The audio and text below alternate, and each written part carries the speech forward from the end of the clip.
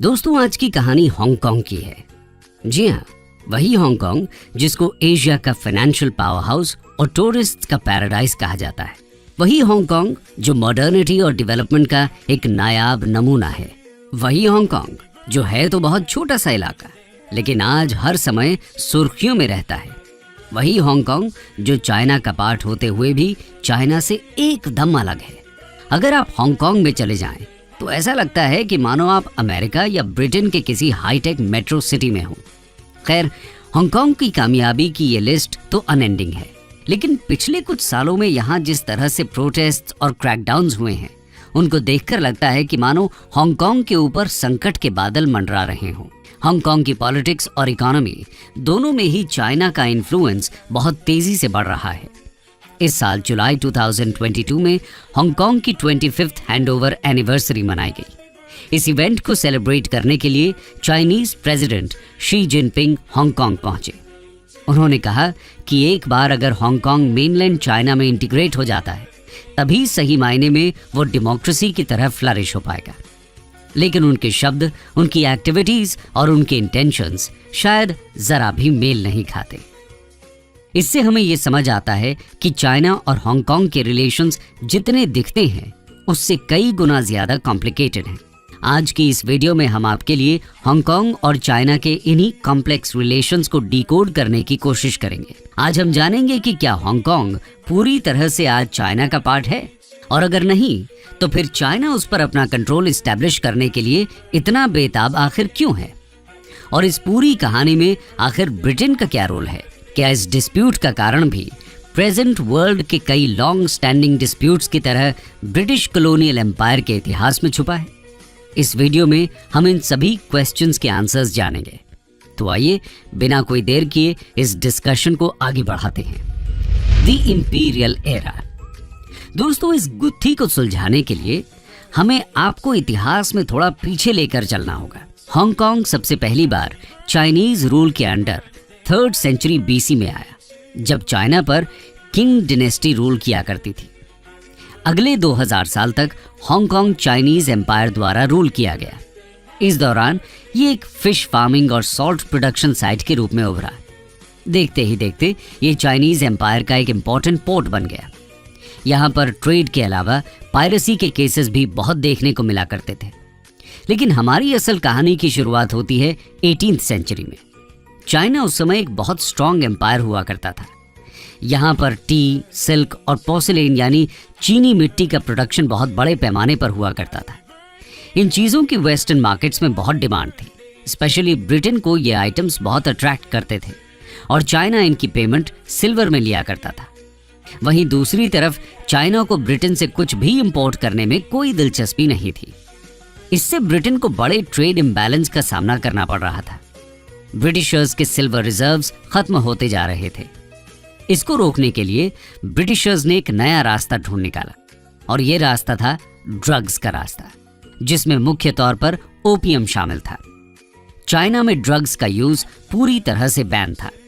Chinese emperors ये नहीं चाहते थे कि उनकी सोसाइटी में ओपियम का ट्रेड या कंजम्पशन बढ़े, लेकिन तब तक बहुत देर हो चुकी थी। ब्रिटिशर्स ने हांगकांग पोर्ट के थ्रू बहुत बड़े पैमाने पर चाइना में ओपियम की स्मगलिंग शुरू कर दी। वो इंडियन फार्मर्स को एक्सप्लॉइट करके ओपियम का मास प्रोडक्शन करते और उसको चाइना में इलीगल तरीके से ट्रेड करते।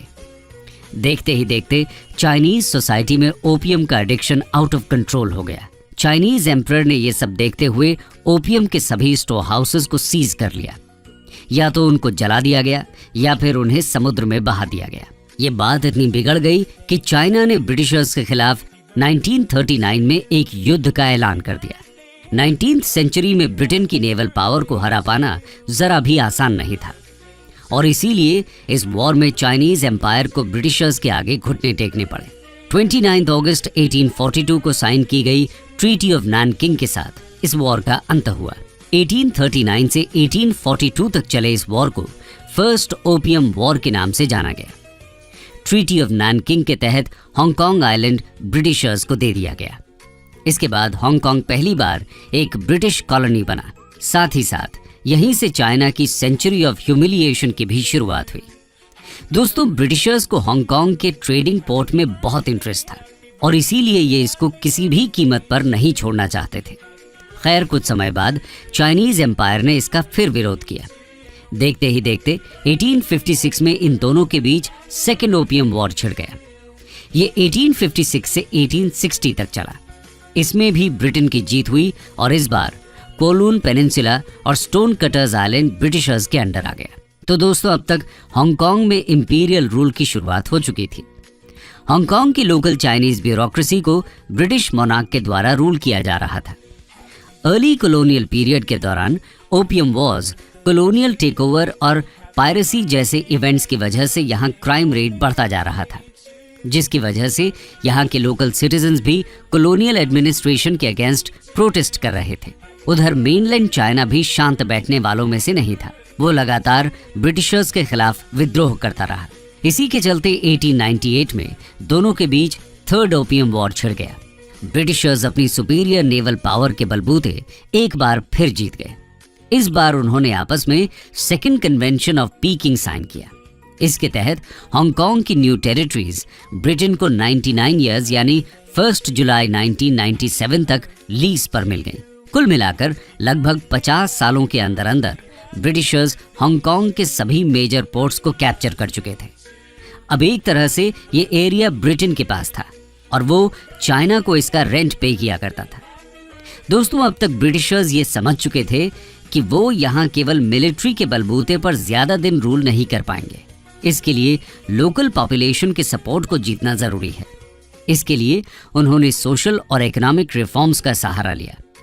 उन्होंने यहाँ के लोगों को अपने मोल्ड में ढालने के लिए western style education, free schooling के थ्रू प्रोवाइड की। इंग्लिश एजुकेशन के साथ साथ उन्होंने हांगकांग का लैंडस्केप और इकोनॉमी को भी वेस्टर्न स्टाइल में ढालना शुरू किया। उधर 20th सेंचुरी की शुरुआत में चाइना और ग्लोबल लेवल पर मैसिव चेंजेस हो रहे थे। 1911 में चाइना की लास्ट इंपीरियल डायनेस्टी को ओवरथ्रो कर दिया गया और उनकी जगह पर रिपब्लिक ऑफ चाइना की स्थापना हुई और अगले कुछ सालों तक चाइना में एक इंस्टेबिलिटी अपने पीक पर रही। वहीं दूसरी तरफ 1914 में यूरोप में वर्ल्ड वॉर 1 की शुरुआत हो गई। इन दोनों इवेंट्स का असर हांगकांग की इकोनॉमी और उसके ट्रेड नेटवर्क्स पर बुरी तरह हुआ। हांगकांग अभी इस शॉक से संभला ही था कि 1930s में ग्रेट डिप्रेशन और 1939 में सेकेंड वर्ल्ड वॉर शुरू हो गया। इस बीच जापान ने एशिया में ब्रिटिशर्स की सभी कॉलोनीज को अपने कंट्रोल में कर लिया। लेकिन वर्ल्ड वॉर 2 में मिली हार के बाद जापान को इन सभी कॉलोनीज को वापस ब्रिटेन को देना पड़ा और इसी के साथ हांगकांग के ऊपर ब्रिटिश कॉलोनियल के लास्ट डेकेड्स की शुरुआत हुई। आइए इस पीरियड पर एक नजर डालते हैं। ब्रिटेन्स लास्ट डेकेड्स इन हांगकांग। दोस्तों, जापान के एक्सप्लॉयटेशन से रिकवर करने के लिए ब्रिटिशर्स ने 1950s में हांगकांग को फिर से डेवलप करना शुरू किया। उधर 1949 में मेनलैंड चाइना में कम्युनिस्ट गवर्नमेंट की स्थापना हुई। माओ जेडोंग की पुअर पॉलिसीज ने चाइनीज सिटीजन्स को बुरी तरह एक्सप्लॉयट किया। आंकड़ों के मुताबिक चाइना में कम्युनिस्ट गवर्नमेंट आने के बाद लगभग 1 लाख चाइनीज सिटीजन्स हांगकांग में रेफ्यूज लेने लगे। कई वेल्थी और टैलेंटेड चाइनीज सिटीजन्स अपनी वेल्थ और स्किल्स को लेकर हांगकांग चले गए। इसका इस्तेमाल करते हुए हांगकांग की इकोनॉमी ट्रेड के अलावा बाकी एरियाज में भी डाइवर्सिफाई की गई। यहाँ पर मैन्युफैक्चरिंग इंडस्ट्रीज का बूम देखने को मिला। देखते ही देखते हांगकांग ईस्टर्न इंडस्ट्रियलाइजेशन का एक लीडिंग एग्जाम्पल बन गया। लेकिन इस समय हांगकांग के ऊपर एक बहुत बड़ा खतरा मंडरा रहा था और वो था चाइना में बढ़ रहे कम्युनिज्म का। माओ जेडोंग का कल्चरल रेवोल्यूशन चाइना में मौजूद सभी कैपिटलिस्ट और ट्रेडिशनल फोर्सेस को टारगेट कर रहा था। वो चाइनीज कम्युनिज्म को चाइना के कोने कोने में फैलाना चाहते थे। इस दौरान हांगकांग में प्रो गवर्नमेंट और कम्युनिस्ट फोर्सेस के बीच भयानक राइट्स देखने को मिले।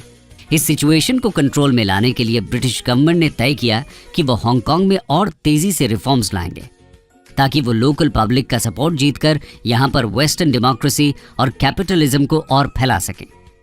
इन रिफॉर्म्स के चलते हांगकांग की रूपरेखा कुछ इस तरह बदली कि वो जूल ऑफ द ईस्ट के नाम से मशहूर हो गया। आपको जानकर हैरानी होगी कि 1993 तक आते आते हांगकांग चाइनीज इकोनॉमी में मैसिव 27% कंट्रीब्यूट कर रहा था। लेकिन दोस्तों, अब 1898 में हुए लीज अग्रीमेंट की एक्सपायरी डेट नजदीक आ रही थी।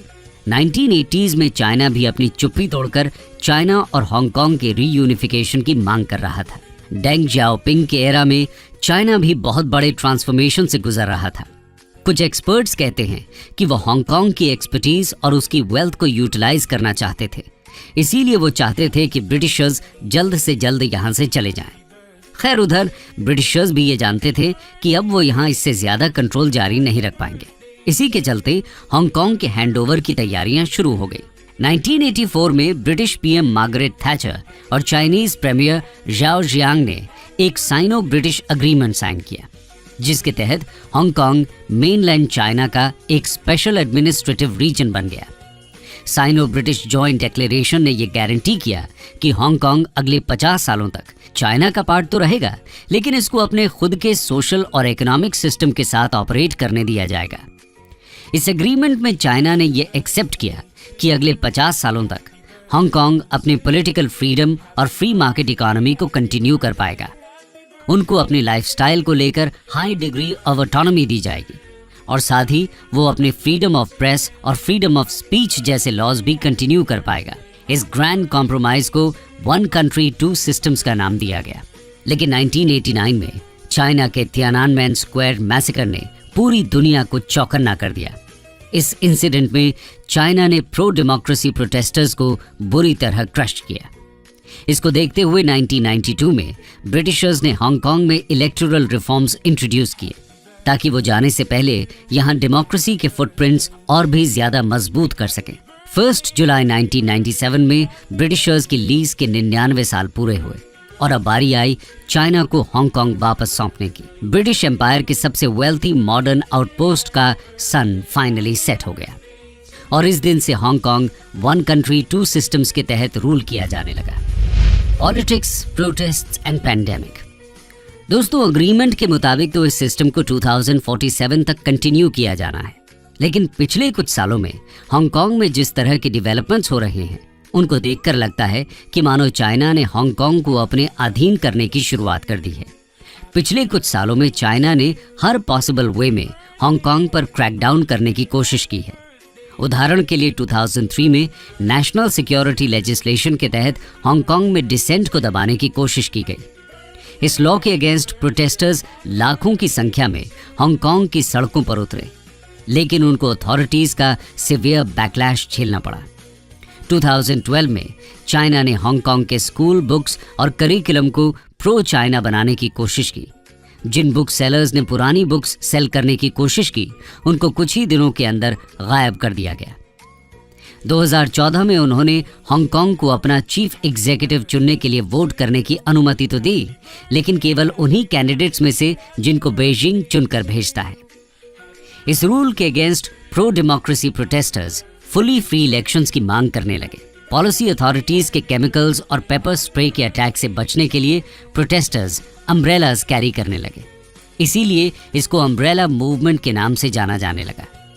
उसी तरह 2019 में हांगकांग की pro Chinese chief executive Carrie Lam ने एक्सट्रेडिशन लॉ में अमेंडमेंट्स इंट्रोड्यूस किए, जिसके तहत हांगकांग के किसी भी पोटेंशियल क्रिमिनल को चाइना में ट्रायल के लिए भेजा जा सकता है। इसके अगेंस्ट भी प्रोटेस्टर्स ने जमकर प्रोटेस्ट किए और उनको अथॉरिटीज के द्वारा बुरी तरह क्रश किया गया। हालांकि इस बिल को वापस ले लिया गया, लेकिन प्रोटेस्टर्स के मुताबिक इस लॉ को पूरी तरह से हटा दिया जाना चाहिए था। तो कुल मिलाकर पिछले 25 सालों में चाइना ने हांगकांग में हर तरह की ऑपोजिशन को खत्म करने, pro democracy protesters, writers, journalists, legislators और आर्टिस्ट्स को अरेस्ट करना और साथ ही साथ प्रेस और मीडिया का मुंह बंद करने में कोई कसर नहीं छोड़ी है। और दोस्तों, इन सभी डेवलपमेंट्स की वजह से हांगकांग के कई टैलेंटेड और वेल्थी सिटीजन्स और कंपनीज लगातार वहां से निकलकर दूसरे देशों में जाकर सेटल हो रहे हैं। तो ये केवल हांगकांग के पॉलिटिकल सिस्टम पर ही नहीं, बल्कि उसके इकोनॉमिक स्टेटस पर भी एक सिवियर अटैक का काम कर रहा है। लेकिन चाइना को शायद ही कोई फर्क पड़ता है। वो एक ओबीडियंट हांगकांग पर टेक ओवर करना चाहता है, फिर चाहे वो किसी भी कीमत पर हो। चाइना हांगकांग पर छाई हुई वेस्टर्न इन्फ्लुएंस को पूरी तरह से कुचलना चाहता है। एक्सपर्ट्स के मुताबिक चाइना चाहता है कि 2047 के आने से पहले ही वो हांगकांग को पूरी तरह अपनी सोसाइटी के रूप में ढाल ले। इसीलिए वो हांगकांग की डेमोक्रेसी पर धीरे धीरे अटैक कर रहा है और इस तरह हांगकांग अभी तक पूरी तरह से चाइना का पार्ट न होते हुए भी चाइनीज गवर्नमेंट के पॉलिटिकल कंट्रोल के तले दबाया जा रहा है।